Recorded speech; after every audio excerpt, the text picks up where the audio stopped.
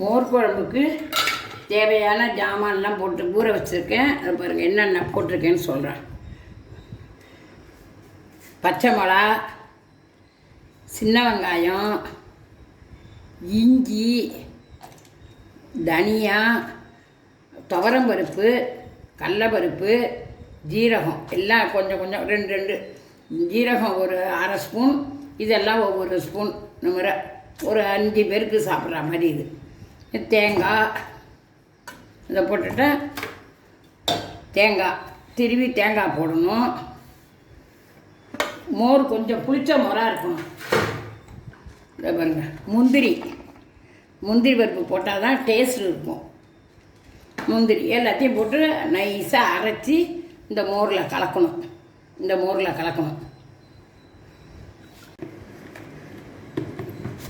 பாருங்கள், மோர் வச்சுருக்கிறேன். அந்த மோர் தயிராக இல்லாமல் கொஞ்சம் கடைஞ்சி வச்சுக்கணும். கடன்னு இருக்கும் தயிராக இருந்தால். அதுக்கு தகுந்த உப்பு, இந்த அரவை அரைச்சிருக்கேன்ல அதை அதில் ஊற்றணும்.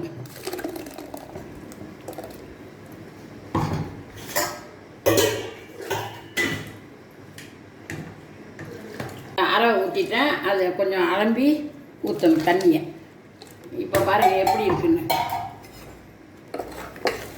அந்த மஞ்சத்தூள் பாருங்கள், இந்த அளவுக்கு வச்சுக்கணும். இந்த மஞ்சத்தூள் போடணும்.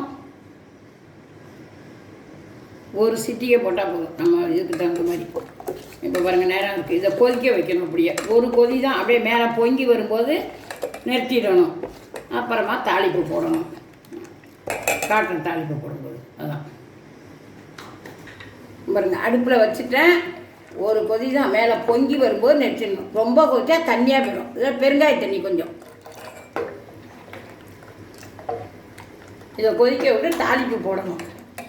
நம்ம என்ன வேணால் போட்டுக்கலாம். மோர் குழம்புக்கு பூசணிக்காய் போடலாம், சேப்பங்கிழங்கு போடலாம், வடை போடலாம், கத்திரிக்காய் போடலாம். இதெல்லாம் எது வேணால் போடலாம். நம்ம வெண்டைக்காய் போடலாம். கொதிக்க வச்சு அப்படியே பொங்குனதை இறக்கிருக்கேன். அப்படி இருக்கு பாருங்க. இதில் தாளிப்பு போட்டு நம்ம எது வேணாலும் போடலாம். நான் வடை போட போகிறேன். தாளிப்பு வச்சு கடுகு போடுறேன். கடுகு, காஞ்ச மிளகா 2ஆக கிண்டி போடணும். கொஞ்சம் சூட வைக்கணும்.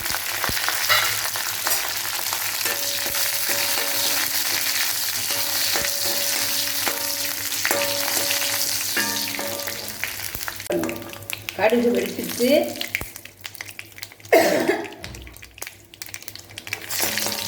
வெந்தயம் 2 போடணும். 2 வெந்தயம் போட்டாலும் நல்லா வாசனை இருக்கும் மோர் குழம்பு.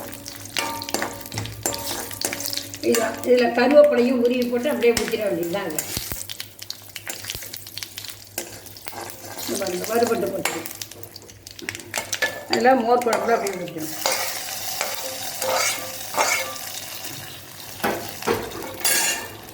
இதை ஊற்றிட்டேன். இனிமேல் வடை போட்டு வடையை போடும்போது காட்டுறேன். வடை போட போகிறேன்.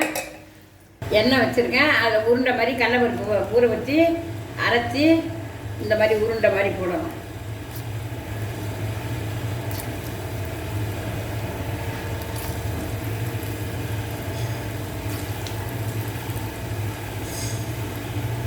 பாருங்கள், நல்லா வெந்து போயிடுது. இதை எடுத்து நேரடியாக மோர் குழம்பு போடக்கூடாது. கொஞ்சம் தண்ணி வச்சு தண்ணியில் போட்டு உடனே எடுத்து மோர் குழம்பு போடணும். இந்த ஒருத்தருக்குள்ள தண்ணி போட்டாச்சு. இதை எடுத்து இப்போ இதில் போடணும்.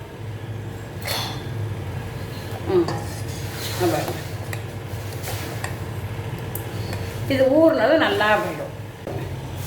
இந்த மாதிரி செஞ்சு நான் சொன்னபடி போட்டு செஞ்சு சாப்பிட்டு பார்த்துட்டு கமெண்ட் பண்ணுங்கள். என் பேத்தி சேனலுக்கு சப்ஸ்கிரைப் பண்ணுங்கள்.